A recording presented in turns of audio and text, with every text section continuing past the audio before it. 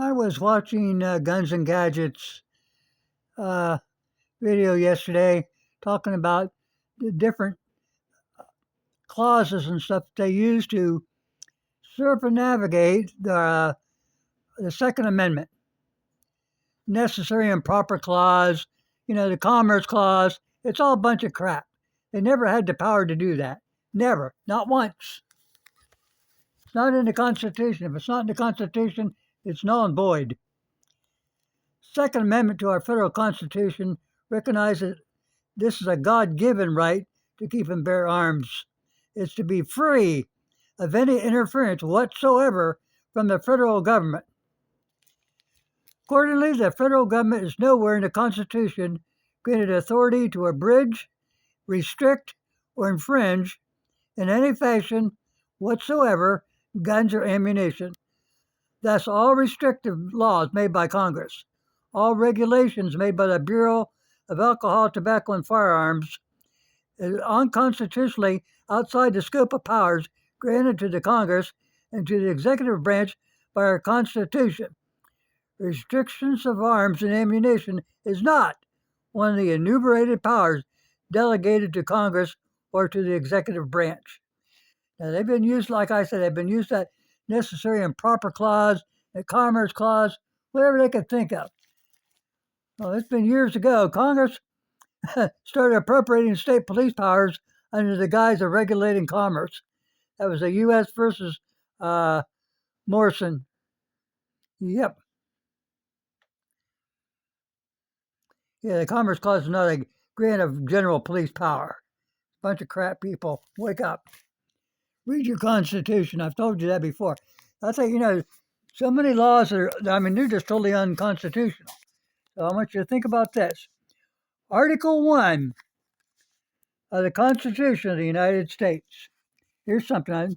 Got all these people wrapped up in this domestic violence regulations that Congress passed. They can't do that. It was against the law when they passed it back in, 94, 95, 96, something like that. No state shall enter into any treaty, alliance, or confederation, grant letters of marque and reprisal, coin money, emit bills of credit, make anything but gold and silver coin a tender in payment, or pass any bill of attainder or ex post facto laws. What that means, ex post facto, is what the domestic violence law is. Now, they passed everybody that had paid all their dues, paid their fines, went to court, went to jail, all that stuff, did everything that they had to do for domestic violence. That should have been all clear. Nothing, no law should come into effect until after the date it was passed. Anything before that is null and void. That's like saying, well, all right, you were chewing bubble gum in kindergarten and you're not allowed to vote. It's the same damn principle. Now, different congressmen at that time tried to tell them people what they were doing wrong, but they did it anyway. Yeah, they just bypassed all of our constitutional rights and did what they want. And that's what they've been doing with the necessary and proper clause, the Commerce Clause, and everything else. It's not what pisses me off. The Supreme Court really needs to step up to the plate. Why am I saying that?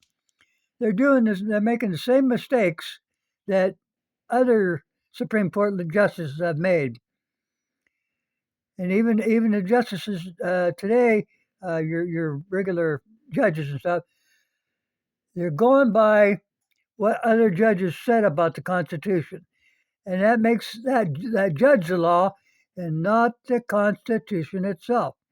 Now we get all these gun laws could be null and void tomorrow if Congress would or if the Supreme Court would step up to the plate and do their damn job. They're just kicking the can down the road just like everybody else. I'm sorry, people. That's how I feel, and that's how it looks. They are not the Congress cannot pass laws like that to take away your rights.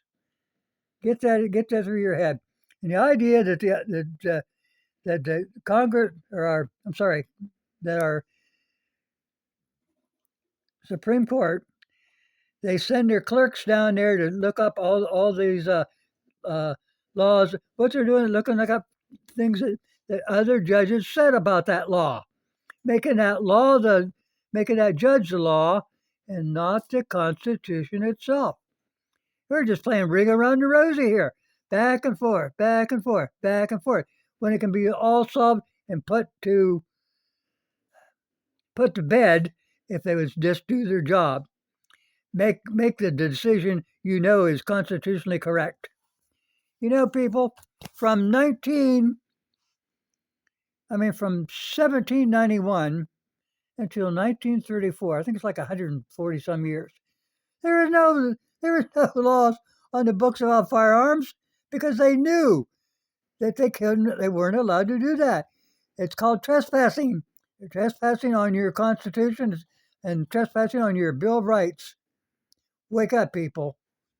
Really, I mean, wake up. You know what? I got. Let me look this up. Uh, Trying to think now.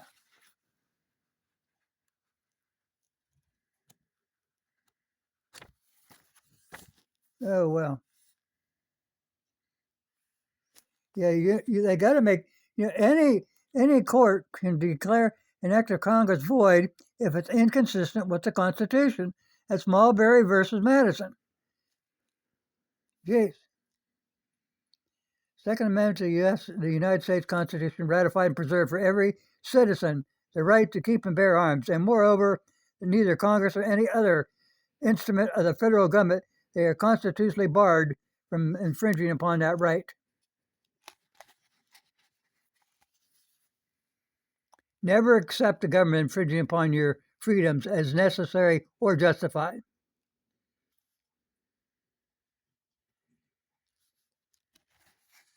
Just don't. You cannot let these people walk all over us. Go read your Bill of Rights that's in the Constitution. You'll find out that they made things declaratory and other stuff in there so that they would purposely understand they could not trespass. It's against the law.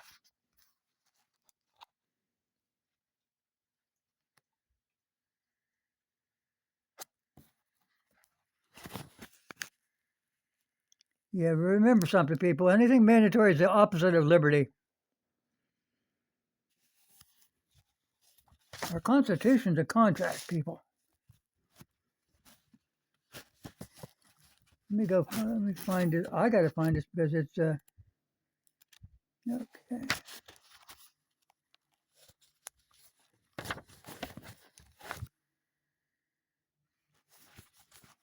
Yep.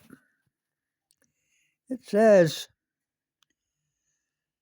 the conventions of a number of the states having at the time of adopting the Constitution expressed a desire in order to prevent misconstruction or abuse of its powers that further declaratory and restrictive clauses should be added. So that was 1789. Yep. Wake up, people. They're not allowed. That declaratory stuff and restrictive clauses, that should stop them people from trespassing against your rights, any of your rights. They've gone too far. Congress has gone too far. The Supreme Court is, like I said, kicking the can down the road. It's time for them to stand up, do something that's beneficial for our states and for our country, and be done with this.